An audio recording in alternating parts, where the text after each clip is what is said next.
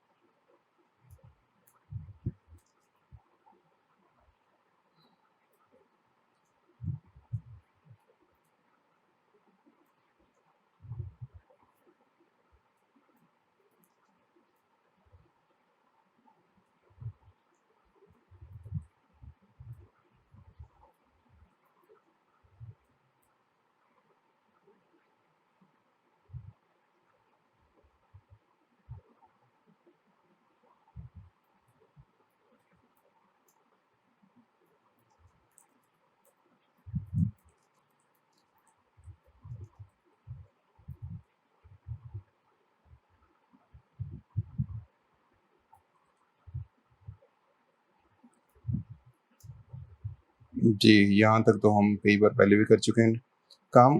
Data send करने के लिए हमने लास्ट टाइम देखा था, एक पाइथन डिक्शनरी होती है जिसके थ्रू हम डाटा सेंड करते हैं।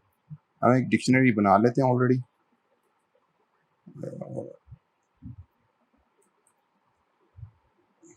जी, अब ये रिस्पॉन्स वेरिएबल में डाटा कहाँ से आएगा? सिंपल है, इसको हमने यूं करना है और यहाँ पे डाटा डाल देना। लेकिन ये डाटा आएगा कहाँ से? ये डाटा हमारा आएगा रिक्वेस्ट एक लाइब्रेरी इंस्टॉल करने के बाद। वो कैसे होगी इंस्टॉल? मेरे सिस्टम में ऑलरेडी इंस्टॉल है, लेकिन मैं फिर रिपीट कर देता हूँ ताकि आपको भी पता लग जाए। हम सर्वर को स्टॉप करते हैं। हम ये काम कई दफ़ा जेंगो इंस्टॉल करते हुए देख चुके हैं। pip install requests and that's it. मेरे केस में वो कह रहा है ऑलरेडी रिक्वायरमेंट जो है वो सेटिस्फाइड है। आपके केस में यहाँ पे इंस्टॉलेशन होगी। जैसे यहाँ पे हमने request dot post request dot gate कर रहे थे, यहाँ पे आके हमने सिंपली करना है रिक्वेस्ट डॉट गेट और इसके अंदर वो यूआरएल लिंक दे देना है एपीआई का, जो मैं भी आपके सामने गेट करूँगा और इसको जेसॉन में कन्वर्ट करना है। Simple is that. Make sure कीजिएगा इंपोर्ट जेसन और इंपोर्ट रिक्वेस्ट, ये दो लाइंस ऑफ कोड आपने टॉप पे लिखी हुई हैं। यूआरएल के लिए हम इस वेबसाइट पे चले चलते हैं। इसका लिंक मैं डिस्क्रिप्शन में दे दूंगा। यहाँ पे जाके मैं एक फर्ज कीजिए इस वाली एपीआई को कॉपी करता हूँ। इसका डाटा कुछ ऐसे डिस्प्ले होगा। ब्राउजर में जाके पेस्ट करते हैं। अगर आपका लेटेस्ट मोजिला है तो ये इसको प्रॉपरली फॉर्मेट करके दिखा देगा। 0 1 2 वटेवर जो भी इसमें बताया हुआ है। कंट्री साउथ अफ्रीका का है। लैटिट्यूड लॉन्गिट्यूड कन्फर्म दैट्स, ये बेसिकली कोविड का डाटा शो हो रहा है, किस डेट को था। अब इसको हमने डिस्प्ले करवाना है अपने टेम्पलेट पे। वापस विजुअल स्टूडियो पे चलते हैं और यहाँ पे मैं यूआरएल लिंक पेस्ट कर देता हूँ। अब डाटा रिस्पॉन्स की के थ्रू यहाँ पे जा रहा है। हमने कैसे डिस्प्ले करना है, और यहाँ पे बहुत सारी क्योंकि वैल्यूज़ हैं, हमें एक लूप चलाना पड़ेगा। जिंजा में लूप इस तरह से चलता है। अगर हमने कोई स्ट्रक्चर चलाना हो जिंजा टेम्परेटिंग लैंग्वेज में, तो हम करली ब्रैकेट्स के बीच में 2% के साइंस लगाते हैं और बीच में लिखते हैं। कुछ इस तरह से हो जाएगा, फॉर आइटम इन रिस्पॉन्स नाम रखा था हमने,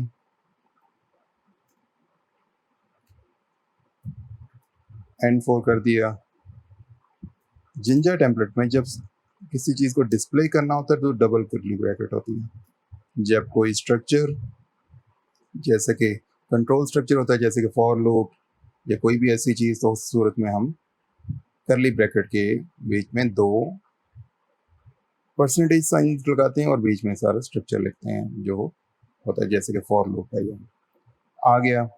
अब हमने लिख देना इसमें डबल ब्रैकेट्स के दरम्यान। मिसाल के तौर पे मैं इस वक्त शो करना चाहता हूँ आइटम डॉट, हम कहते हैं भाई मुझे दिखा दो डेथ्स। इसको कॉपी कर लेते हैं यहाँ से, डेथ्स यहाँ पे के और डेथ्स। ये नई लाइन में जाना चाहिए क्योंकि ये HTML पेज ही है बेसिकली। इसको मैं लाइन ब्रेक कर लेता हूँ और इसको रन करके देखते हैं।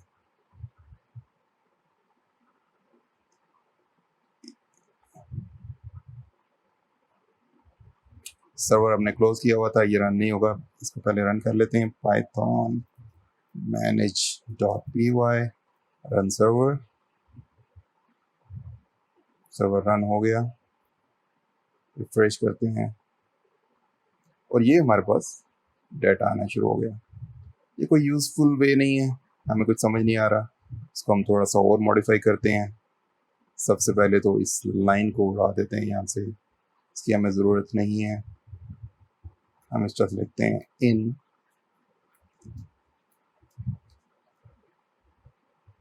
Item dot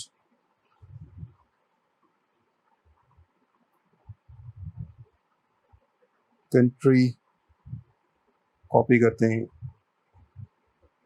in this country on